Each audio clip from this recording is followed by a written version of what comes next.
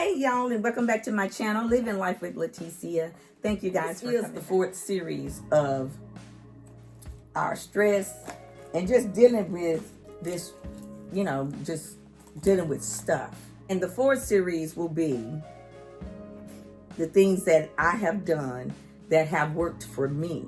I showed you all of my little equipment and everything that I have, the ball and the massagers and all of that stuff. But I do have some things that work for me personally.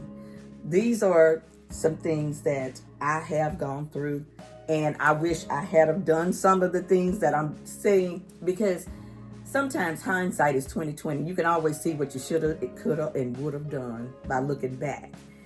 But you don't want to look back and stay back there, okay? You gotta look back just for, I don't want to turn into no pillar of salt by staying back there. Some things that you should have done differently. I could have did this, or I could have did that, or I should have did this.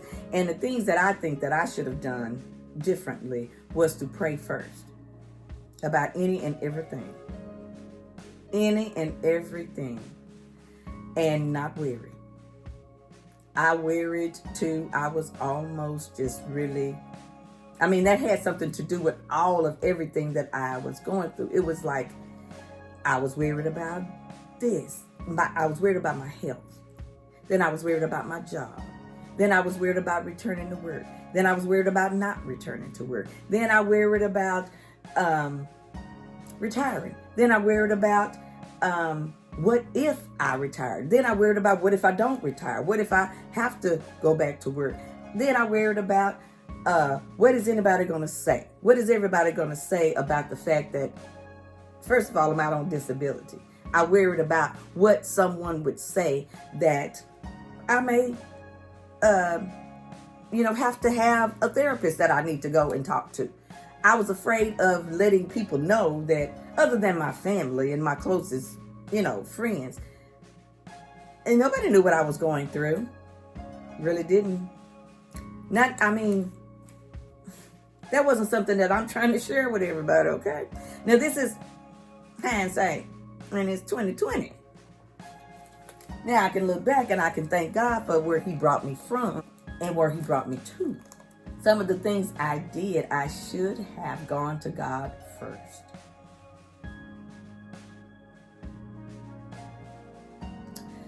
There's times that I sit and worry about something, and all I got to do is pray about it.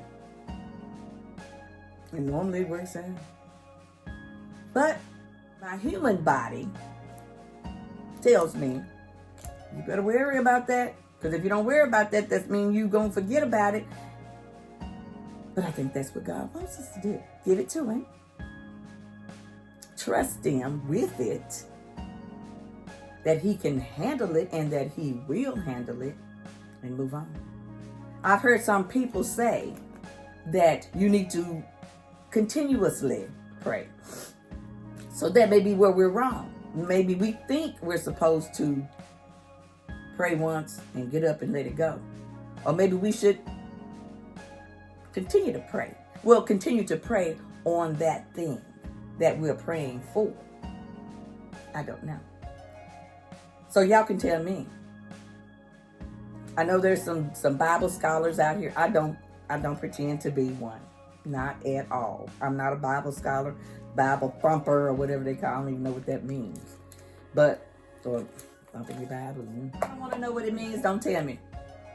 I don't want to know. I just know that it doesn't sound like something that you would talk about to people. However you deal with your stress, deal with it. That's all. Just deal with it, because mental instability has led to a lot of people grieving, sleepless nights, this stress. And it has been a stressful period. And not giving anybody any kind of excuse, but we're under a lot of stress these days, and more than ever, we're trying to do so much. We're trying to, as I told my son, squeeze 25 hours into 24. That's really what we're trying to do. We're trying to do so much that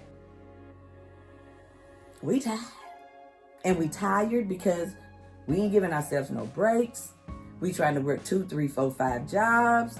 We trying to go in on every job like it is 100% just grind, grind, grind. And you don't realize you grinding yourself down to a nub. And as me and my friend used to say at work, we nubbing it. I'm bone on bone. I ain't nothing left. You're only one person. You can only do what one person can do. So if you're overloaded, ask for some help. No, just talk to somebody. Talk to someone. If you can't talk to your family or your friends, then talk to someone. Don't suffer alone. I don't know. I can't bring myself to do it yet.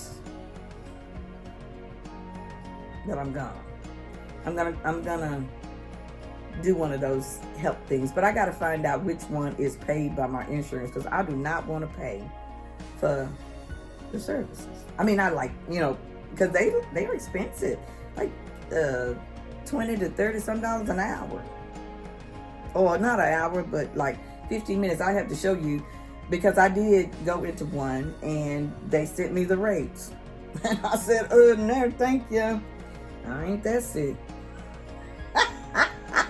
That money will make you straighten up, won't it? Anyway. Sorry. I'm just saying.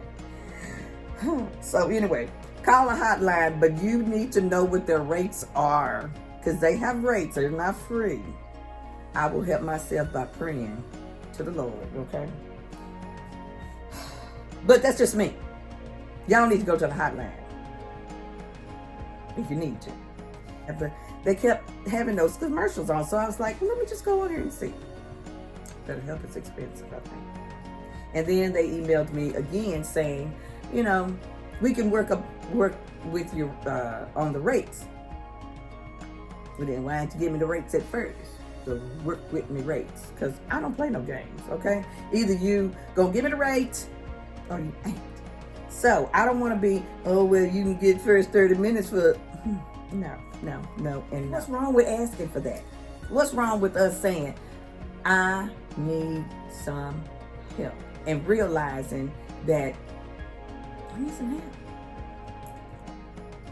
People are dealing with life, real life issues, and your little petty, it's about me, or they left me out, or they didn't include me. Why didn't they tell me? And why wasn't I? They didn't inform me, and somebody left me out of the text message. Somebody didn't call me. Somebody didn't check on me. You got to realize there's life outside you. And me too. Everybody ain't living life with Leticia. Everybody don't want to live life with Leticia. And that's okay. But when you start thinking that everything is about you, they talking about me. They whispering things about me. Oh, they done went ahead and told somebody something before I could even meet them. And so now these other people are judgmental of me, or judging me before they can even know me. And maybe they did, and maybe they have. But go and tell that person and show them that you're not that person that them other people told you that I am. That's what I like to do. I like to prove people wrong. I remember my brother-in-law, he was so critical of my oldest son. So critical of him.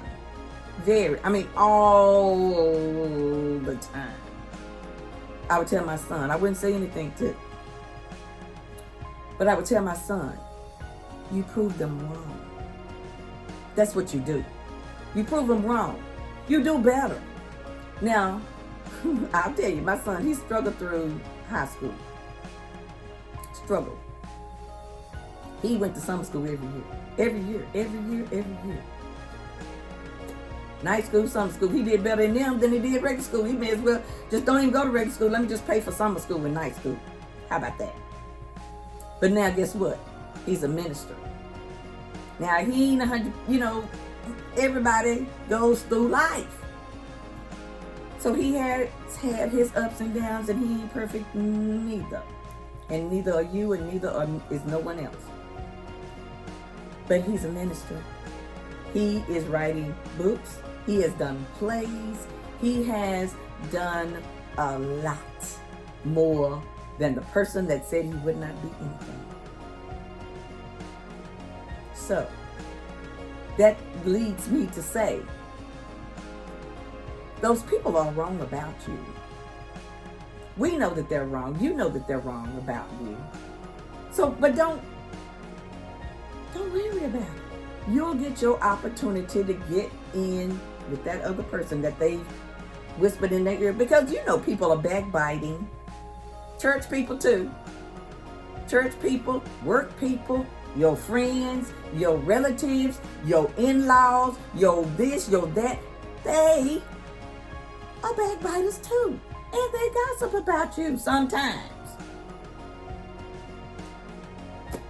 Sometimes you got to reach back here and try to get that knife out your back. You do. And when you do, you have to realize that everybody is not your friend, and everybody does not want it to be about you. And if it is, it ain't gonna be none good. So they gonna go before you, and they gonna tell somebody something bad about you, so that other person won't like you. That's the game. That's the game that the devil plays. Girl, you know what?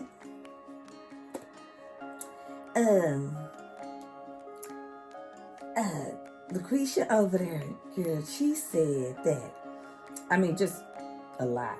She said that she don't even like how you wear your hair. Who's Lucretia? That's over there. Oh, really? Lucretia said that about me? She don't even know me. I don't even know her. But she said it, girl. She said it. She said it to me. And I just thought I'd come up here and be a good friend to you and tell you that they was talking about you. And that, but don't let her in this, and I let her, because this is between just me and you. I want it to stay between me and you, because me and you friends. We can talk. And I'm going to tell you, next time they say something about you, girl, I'm going to tell you. I tell you. Okay. Felicia, bye. Felicia leaves. I'm going to go over here and talk to old girl, LaQuisha. Hey, LaQuisha. Oh, hi. I just talked to Felicia, and she told me that you didn't like my hair. But you do know that this is temporary, right? But if you don't like it, then that means that you probably will never get this hairdo, right? And LaQuisha be like, yeah, I did say that I didn't like your hair because I seen somebody with that hairdo before, but I didn't really say I didn't like your hairdo. I just said I didn't like the hairdo. I like it on you. It looks okay on you, but I just know it wouldn't look good on me. Oh, but she didn't even say it like that. She said it like you was hating on me. Girl, honey, no, I did not mean that like that. And you nip it. It's over. But you got a problem with Felicia. Felicia is a troublemaker. Felicia is a busybody, and Felicia likes to talk about people. We need to say bye to Felicia. Bye, Felicia. I'm just saying. We got to learn how to read people and to know your friends and your pretend friends and then your enemies. Because you got them. Everybody do. If you don't like a person just because, that's not a good reason. When you're a new employee, nobody knows you. And they think, oh, she kind of cute. She's wearing cute clothes. Got her hair all cute. She probably stuck up. That's just what people think. And they're thinking about me. So I'm not talking about nobody else. I'm talking about me. She's stuck up. Or she thinks she all that. Because she's this and that.